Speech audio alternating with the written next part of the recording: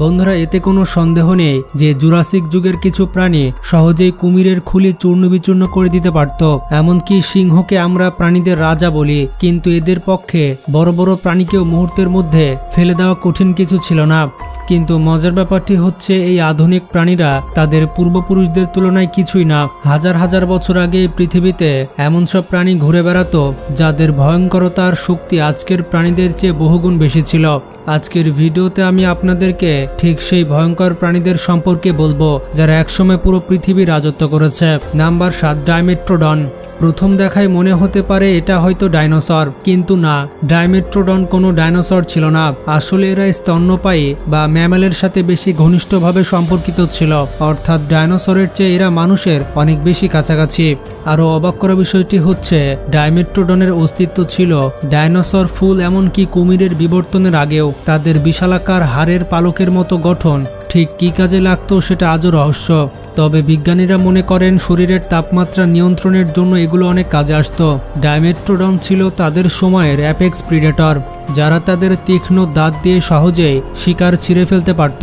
কিন্তু দুর্ভাগ্যজনকবশত পারমিয়ান এক্সটিনশনের সময় তারা বিলুপ্ত হয়ে যায়। এই একই মহা বিলুপ্তিতে পৃথিবীর 97% প্রজাতি ধ্বংস হয়ে গিয়েছিল, আর এই ঘটনার পরে পৃথিবীতে ডাইনোসরদের উদ্ভব হয়।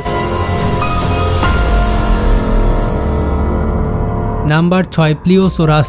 অনেকেই মনে করেন কামড়ানোর শক্তির দিক থেকে টিরানোসোরাস রেক্সের মতো শক্তিশালী প্রাণী আর হয়তো নেই, কিন্তু বাস্তবতা হচ্ছে ডাইনোসরের যুগে এক বিশাল মেরিন রেপটাইল ছিল যার নাম হচ্ছে প্লিওসোরাস, যার কামড়ের শক্তি ছিল টিরেক্সের থেকে 4 গুণ বেশি। তাদের ধারালো চোয়াল এতটাই ভয়ঙ্কর ছিল যে বড় থেকে বড় সামুদ্রিক প্রাণীকেও টুকরো টুকরো করে ফেলতে পারত, যার ফলে এরা ছিল তাদের সময়ের সমুদ্রের অ্যাপেক্স প্রিডেটর, যাদেরকে সমুদ্রের কোনো প্রাণী শিকার করতে পারত না। এরা তাদের 4টি অঙ্গ ব্যবহার করে দক্ষতার সাথে সাঁতার কাটত।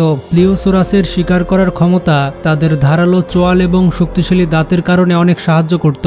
তবে প্লিওসোরাসের গলা ছিল ছোট, কিন্তু খুলি ছিল বিশাল, ফলে তারা দেখতেও অনেক ভয়ঙ্কর লাগতো। আর আকার প্রায় 3টি বড় এসইউভি গাড়ির সমান ছিল। যদি কোনো মানুষ এদের সামনে দাঁড়াতো, হয়তো প্লিওসোরাসকে খাওয়ার জন্য 1 সেকেন্ডও লাগতো না। তবে তাদের বিলুপ্তির কারণও ছিল সেই অ্যাস্ট্রয়েড ইম্প্যাক্ট, যেখানে পৃথিবীর সমস্ত ডাইনোসর মারা যায়। রিসেন্ট খবর হচ্ছে ডিসেম্বর 2023-এ ইংল্যান্ড থেকে এক চমৎকার অবস্থার ফসিল পাওয়া গিয়েছে, যার মধ্যে তাদের ধারালো দাঁতও অবিকল আছে।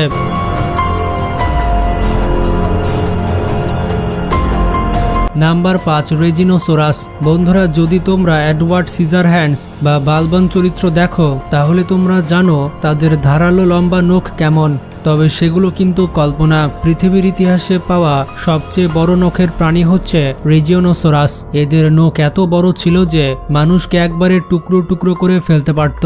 তবে এরা তাদের লম্বা নখ শিকার করার জন্য ব্যবহার করত না, কারণ এরা পুরোপুরি তৃণভোজী ছিল। নখগুলো প্রতিরক্ষার কাজে ব্যবহার করত। এদের এই বড় নখের কারণে ছোট বা বড় কোনো মাংসাশী ডাইনোসরও এদের শিকার করতে সাহস পেত না। দেখতে হয়তো মনে হতে পারে রেজিনোসোরাস হলো কোনো দৈত্যাকার পাখি, কিন্তু আসলে এরা থেরোপড ডাইনোসরের পরিবারে পড়ত। সেই একই রকম বড় ডাইনোসর গ্রুপ থেকে বহু আধুনিক পাখি বিবর্তিত হয়েছে। রেজিনোসোরাসও প্লিওসোরাসের মতো 66 মিলিয়ন বছর আগে অ্যাস্ট্রয়েড ইম্প্যাক্টে বিলুপ্ত হয়ে গিয়েছে। Number 4, cave lion. এদের দেহ আজও সাইবেরিয়ার ঠান্ডা অঞ্চলে জমে থাকা মৃতদেহে পাওয়া যায়। এরা আইস এজের সবচেয়ে ভয়ঙ্কর প্রাণীদের মধ্যে একটি ছিল। কয়েক সেকেন্ডে তারা বড় প্রাণী যেমন জায়ান্ট উলি মম্থ, স্টেপ বাইন ওয়াইল্ড হর্স এবং ইয়ং উলি রাইনোসরাস শিকার করতে পারত। এরা এমনকি আইস এজের কেভ বিয়ারকেও হাইবারনেশনের সময় শিকার করতে পারত। কেভ লায়নের আকার আধুনিক আফ্রিকান লায়নের চেয়ে বড় ছিল এবং তাদের কামড়ের শক্তি এতটাই ছিল যে মানুষের ঘাড়ও ছিঁড়ে ফেলতে পারত।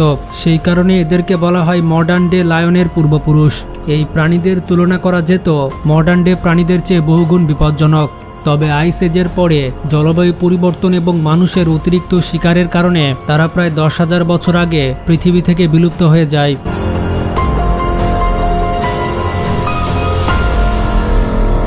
নাম্বার 3, আর্থোপ্লুরাসিস। তোমরা নিশ্চয়ই ঘরে বা আশেপাশে ছোট ছোট মিলিপিড দেখতে পেয়েছ, কিন্তু পৃথিবীতে ছিল সবচেয়ে বড় মিলিপিড প্রজাতি, সেটি হচ্ছে আর্থোপ্লুরাসিস।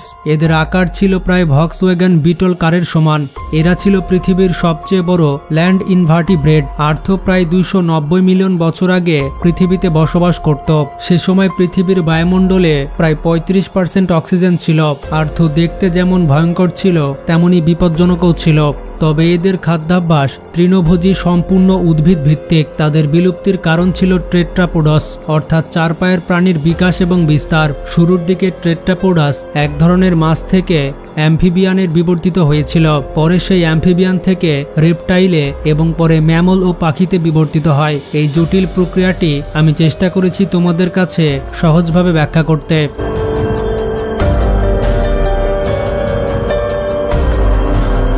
নাম্বার 2, লেকোলিও। এদের মার্সুপিয়াল লাইন হিসেবে পরিচিত, কিন্তু লাইন থেকে এদের কোনো সম্পর্ক নেই। লেকোলিও হচ্ছে মার্সুপিয়াল ম্যামল যারা বাচ্চা জন্মের পর মায়ের পাউচে প্রথম দিনগুলো কাটাতো। লেকোলিও প্রধানত মডার্ন ডে অস্ট্রেলিয়া বসবাস করত। আজও অস্ট্রেলিয়ার মার্সুপিয়ালদের প্রায় অর্ধেক সংখ্যা এখানে পাওয়া যায়। মডার্ন ডে লাইন থেকে আলাদা হলেও থাইলেকোলিও ছিল মার্সুপিয়াল ম্যামলদের মধ্যে সবচেয়ে বিপজ্জনক। এদের আকার ছিল সাম্প্রতিকভাবে পাওয়া থাইলাসাইনের থেকেও বহুগুণ বড়।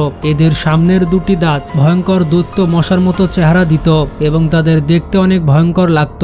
এদের আকার ছিল সাম্প্রতিকভাবে পাওয়া থাইলাসাইনের থেকেও বহুগুণ বড়। তবে আসলে বামে ও ডানের দাঁত প্রধানত শিকার ধরতে সাহায্য করত। অদ্ভুত হলেও ডাইপ্রোটোডাম অর্ডারের অন্যান্য প্রাণী সবাই তৃণভোজী, তাই থাইলেকোলিওর মাংসাশী হওয়া অনেক অস্বাভাবিক। প্রায় 50,000 বছর আগে মানুষ অস্ট্রেলিয়ায় এসে এদেরকে অত্যাধিক শিকার করে। সেই কারণে থাইলেকোলিও পৃথিবী থেকে বিলুপ্ত হয়ে যায়। এখানে উল্লেখযোগ্য যে পৃথিবীর সবচেয়ে বড় ছাপড়া জমির লিজার্ড মেগালনিয়া তখন অস্ট্রেলিয়ায় বসবাস করত এবং একসাথে তারা বিলুপ্ত হয়। নাম্বার 1, অ্যান্ড্রোসার্কাস। এরা পৃথিবীর সবচেয়ে বড় শিকারী স্থল ম্যামল, আকারে প্রায় হুন্ডা কোডকারের সমান। তাদের দাঁত শুধুমাত্র শিকার ছিঁড়ে ফেলা এবং হাড় ভাঙার জন্য তৈরি। এরা ডায়নোসরের বিলুপ্তির পরে বিবর্তিত হয়েছিল এবং তখনকার পৃথিবীর অ্যাপেক্স প্রেডেটর ছিল। দেখতে এরা দৈত্যকার নেকড়ের মতো ছিল। তবে তাদের আধুনিক দিনের নিকটতম প্রাণী হচ্ছে হিপ্পোপোটামাস এবং তিমি। তাদের পায়ের নিচে নখের পরিবর্তে কপস ছিল, অর্থাৎ তারা অ্যাঙ্গুলেটাস। পৃথিবীর অধিকাংশ অ্যাঙ্গুলেটাস তৃণভোজী হলেও অ্যান্ড্রোসার্কাস ছিল শিকারী। এদের প্রাপ্ত ফসিলের দাঁত দেখে মোটেই মনে হয় না যে তারা তৃণভোজী ছিল, তাই এদেরকে অনেকে রহস্যময়ী প্রাণী বলে থাকে। কোনো মানুষ এদের সামনে দাঁড়াতে পারত না। তো বন্ধুরা, এই প্রাণীগুলো এক সময় পুরো পৃথিবী দাপিয়ে বেরিয়েছে এবং তারা এক সময় শক্তিশালী প্রাণী ছিল। ভিডিওটি কেমন লাগলো কমেন্টে জানাবেন। ভালো লাগলে বেশি বেশি শেয়ার করতে পারেন। তো ভালো থাকবেন, আল্লাহ হাফেজ।